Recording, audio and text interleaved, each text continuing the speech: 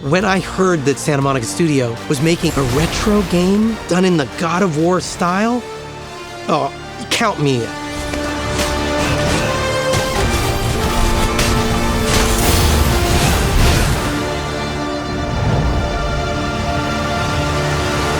When I was a kid, I loved scores for movies, TV shows, and video games. However, I realized it was melody over anything else. Melody was the most important thing to me and remains to this day.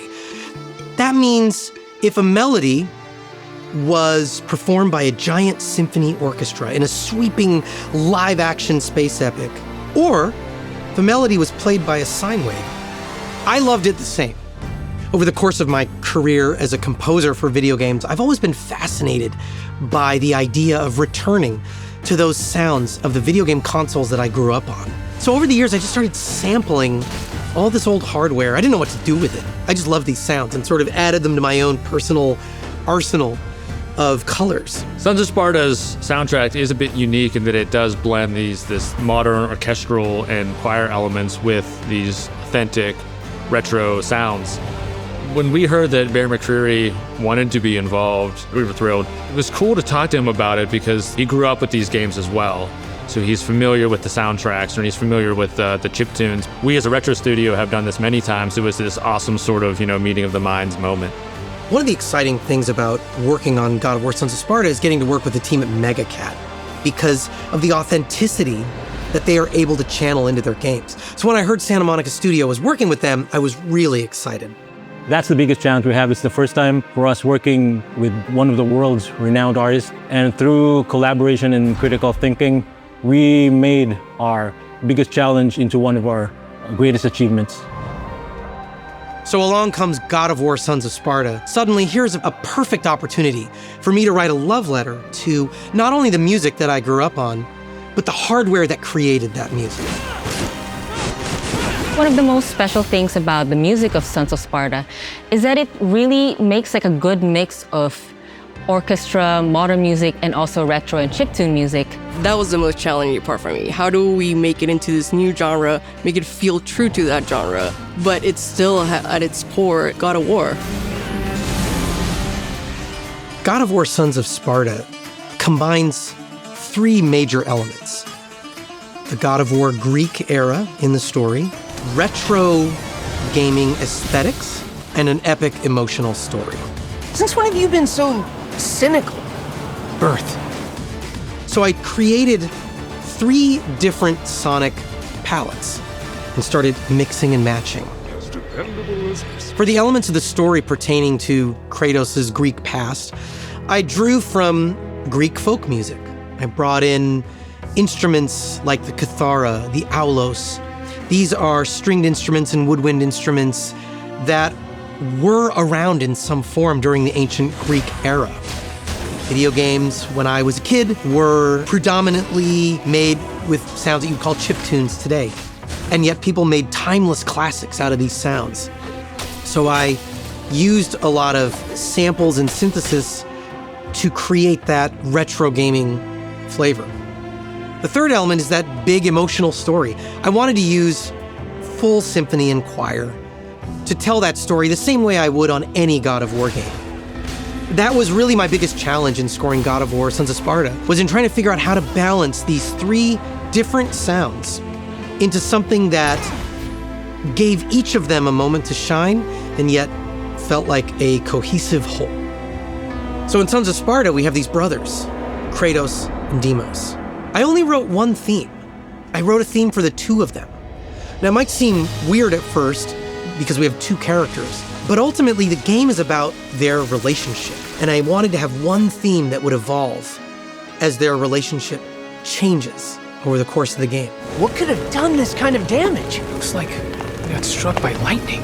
I wanted to write a new theme that represents him and his brother Deimos as children. I realized it really wouldn't make sense to quote any of the music I wrote for the Norse saga. It didn't make sense really to quote any music from even the Greek games because they were very different stories. And when I think about the main themes of the game, I just kept repeating them over and over. Duty, honor, brotherhood. That's what this game is about. You okay, brother? I'm fine. We just need to find another way back. And then I came up with this beautiful, mournful tune.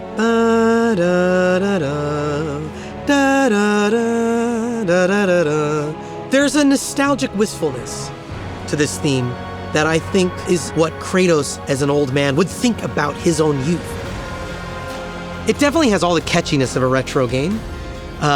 It feels memorable and inviting and exciting, and it tells you something about where you are in the story, where you are on the map, and yet it also evolves as the gameplay evolves. It changes with the story. There's a few areas in the game that have this refrain of the game's main theme, and the way Bear uses that in each context is amazing. You as the sound designer, as the composer, and especially as the player in the end, we have to make sure that it hits just right and it feels perfect.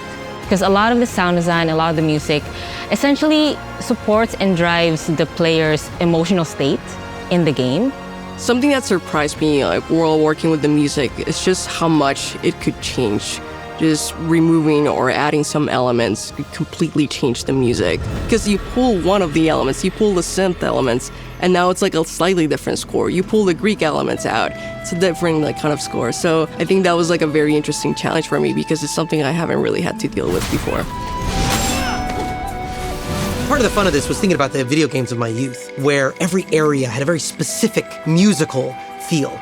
When you're playing an RPG and you get to the town, there was the town theme, or the combat theme, or the theme for the mountain, or the theme for the swamp, or the theme for the castle.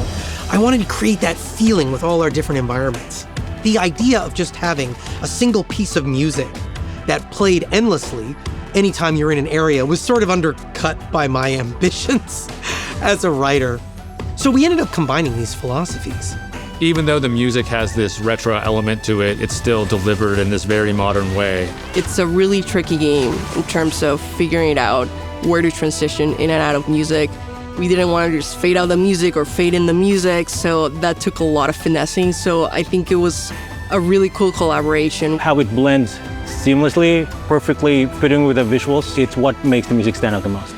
For this one, we were like, hey, can we have a few cues and build unique content from all the different stems that we have? That was interesting to me, especially when I go edit and like when I'm deconstructing a lot of the music and rebuilding it in these different ways. All the bosses like still have a unique color, like an interesting thing happening in all of them, but I also think it makes some of like the other story bosses a bit more special because they're like built in a different way.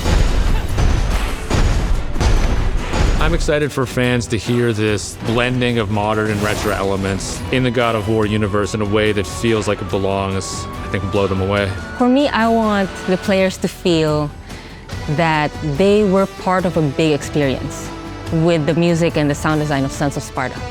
People love the God of War games for a variety of reasons. You have this incredible combat, you have a gripping story, you have a mythological environment. God of War Sons of Sparta has all three of these things. To me, this is the 2D platformer that I've been dreaming of my entire life.